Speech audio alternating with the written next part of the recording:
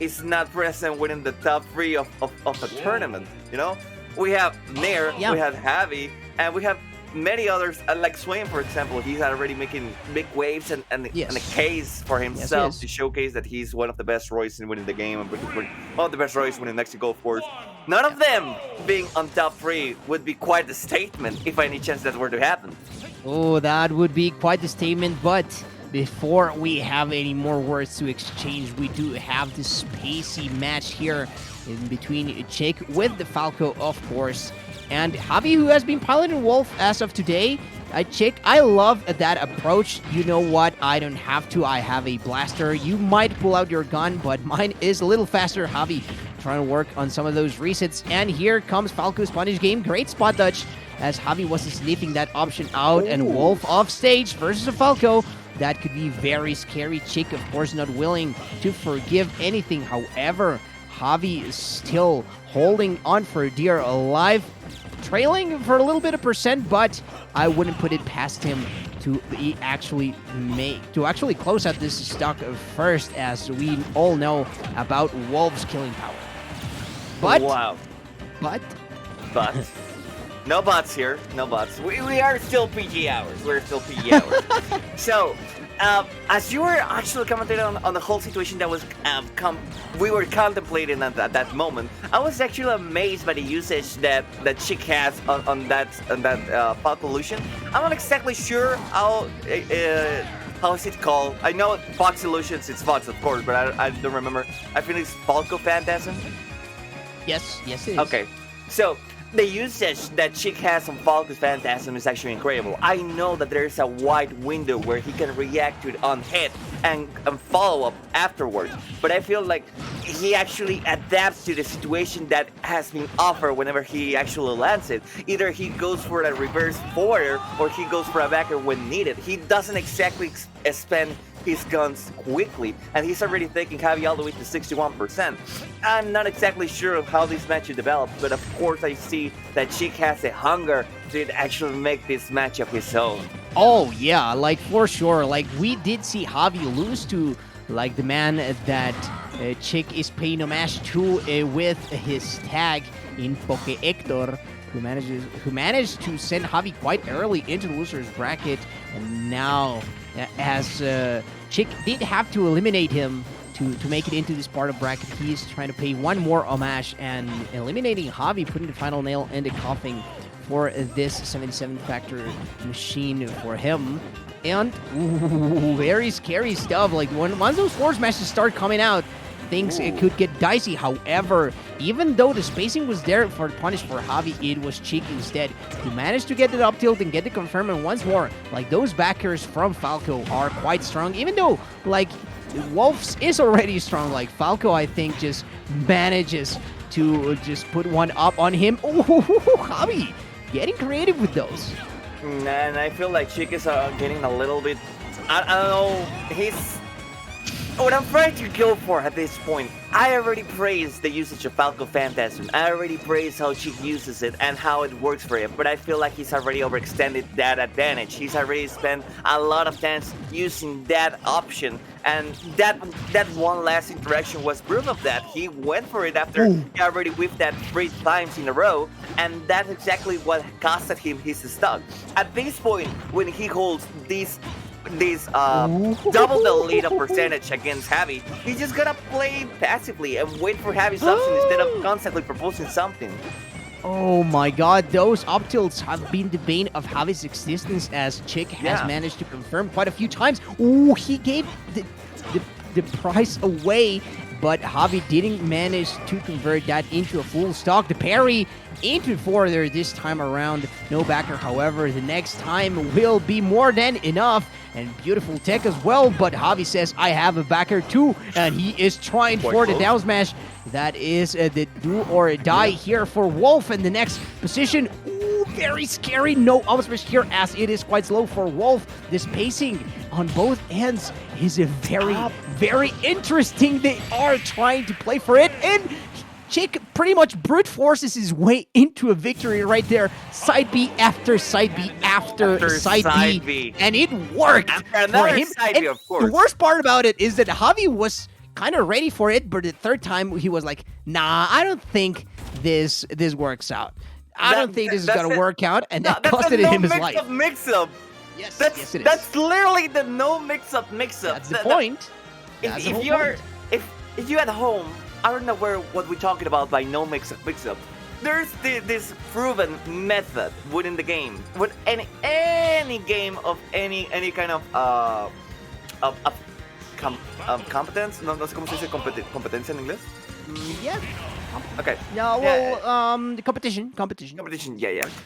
There's this deck called the no mix-up, where you keep repeating the same pattern, and of course, since you're at this top level of the game, people don't expect you to go for that twice or thrice or 4 times in a row, because it's unlikely. It's literally not optimal. When you're playing at this level of the game, people usually go for mind games. They usually try to mix up things out so people don't adapt to you. But at some point, they expect you to not do things because they're suboptimal. And if she keeps doing that and they can have you, I don't know, bajita la mano.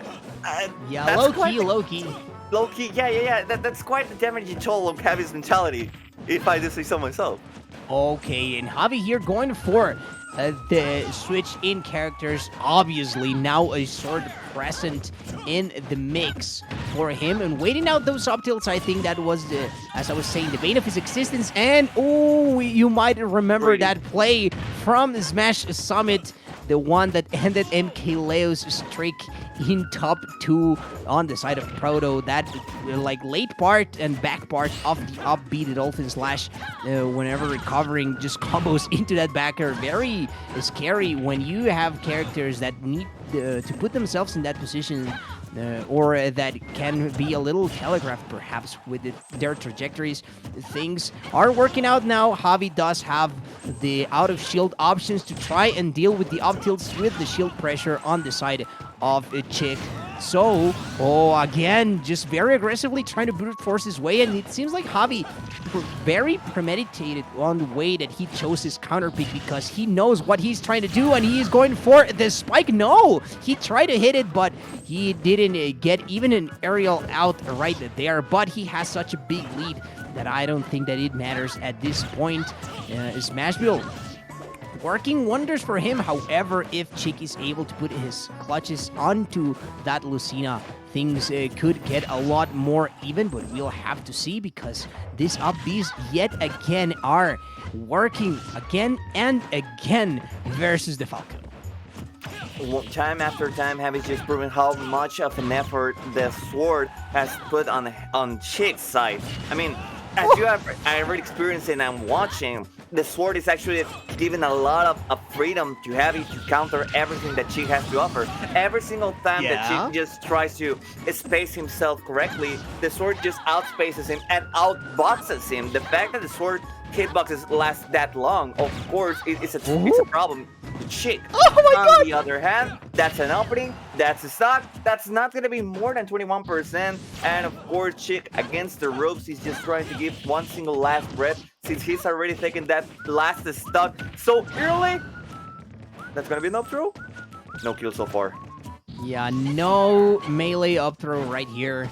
So not quite yet going for the stock. Javi, I mean, he hasn't been able to get that last little hit to get this game to break things back into the even side. Chick holding on for dear life. However, eventually the throws will do it, or a raw aerial from Lucina, as the Falcon does outspace the beak. So yeah, like I was saying, either a grab or a raw aerial was all that needed. And also, like, the thing is that Falco really thrives on that shield pressure, on catching their opponent off guard, as in between the up tilts or after with the splash hitbox off the fair. And Lucina takes none of that.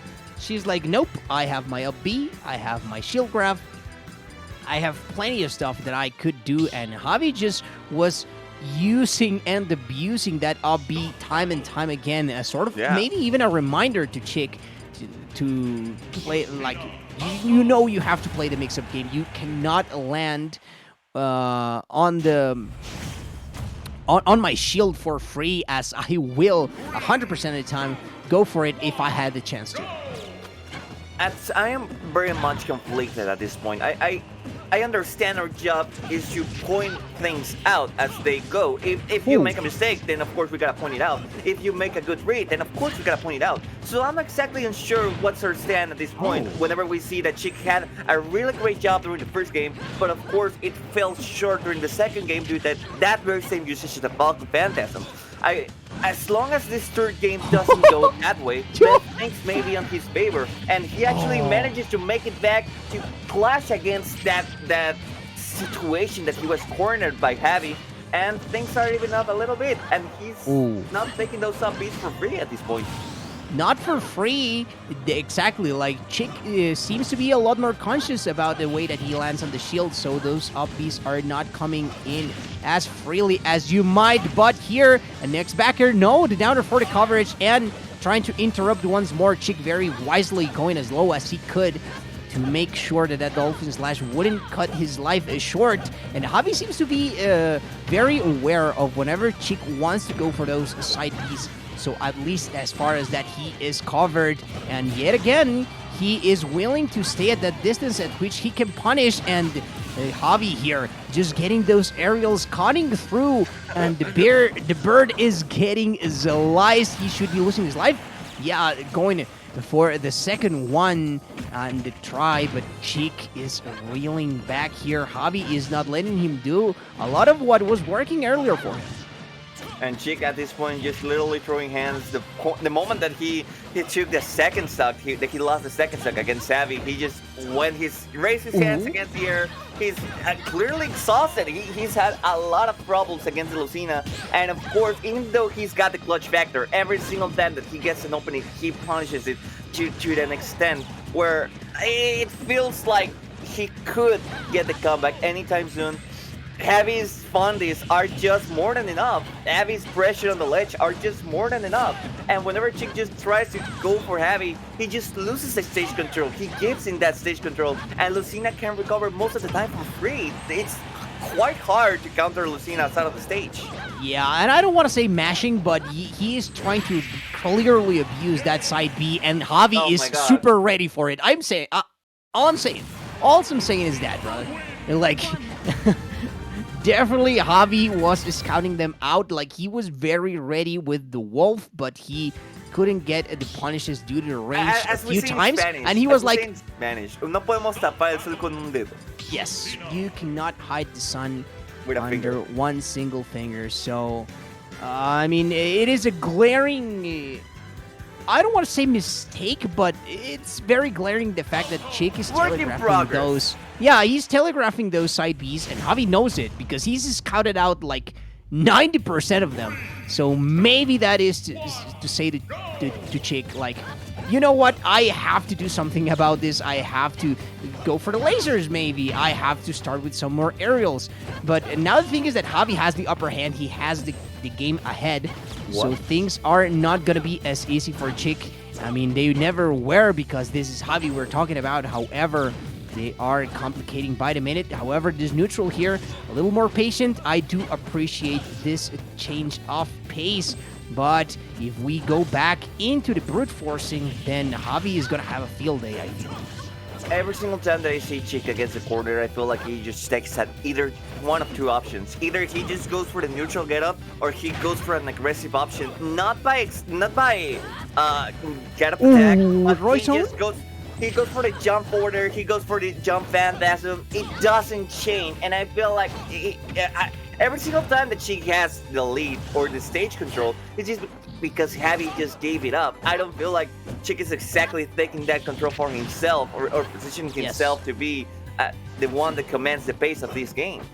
Yeah, you do have a point there, my brother. Like, it feels like it's being given away. Like, Javi has been giving away some stuff, but Chick finally reeling in, making it back into the lead here, as we did see in that first game. The Royson strikes once more that part of the floor smash on the sorties. That is not going to hit. And Javi trying to use the backer to fight the fair, and the tech chase with the down smash just standing in place. Sometimes you don't have to move to punish that type of option. Javi now rolling instead of going for those up Bs, as Chick was actually punishing those, or baiting them out, I should say, on the earlier parts of that second game. Now, oh, he got that read. I cannot believe it. Javi is trying to fish for it, and one more, and of course he was gonna go off stage. He knows that Chick has to commit if he wants to make it back, as he no longer had the options to choose a different path of recovery. So beautiful stuff there. Chick, though, not getting the direction that he wanted with the backer. And Javi almost put the nail on the coffin there, almost at the losers finals, if he only gets one more stock. Okay, another ledge trap situation. Just Chick has to go for something, but he just went in for the hardest of reads, and it didn't pay off any single penny. Javi is just taking a field trip on Chico's mind. I feel like he's just taking a picnic, he's just taking the orange juice. He doesn't care what's on the basket. He's just taking anything to let himself lose. And I'm not exactly sure not how like that's this! gonna pay off. Okay, he manages to make it back. She has one single chance, but Rolsing Javi does not. He doesn't react to it. But I'm not exactly sure if he's gonna manage to make it back. My god! Oh my god, he tried for it with the Phantom Footstool as well. Like, Javi was like, you know Falco's catchphrase, you all know. I don't have to say it, I don't think I can say it, but Javi was like, hands off my stock. Like, he was like, not today, my man. You're not taking my life like that. Of course, he gave it away. However, like, still, he tried to go out in style. And, Javi getting caught by surprise. And this is Chick's combo. Like, again, repeating that same offensive thread that he had earlier, and Javi is going for that, but El Tec de Jesus once more making an appearance, just vintage stuff, as it is for that move. That is a classic that happened in Mexico City, so bringing it all the way back to that. However, not bringing it back into a fifth game is Chick. He will fall a little short, but he fought until the very end. I love that he was trying to hold on, however, too little too late. And they're having a nice chat with Frescomandos, with Javi, with that very nice exactly shirt. I love to see it. Chick's not exactly of course not. I mean, it was very close. He could have actually brought that game back, but Javi, I mean, he kind of remembered what he had to do. He really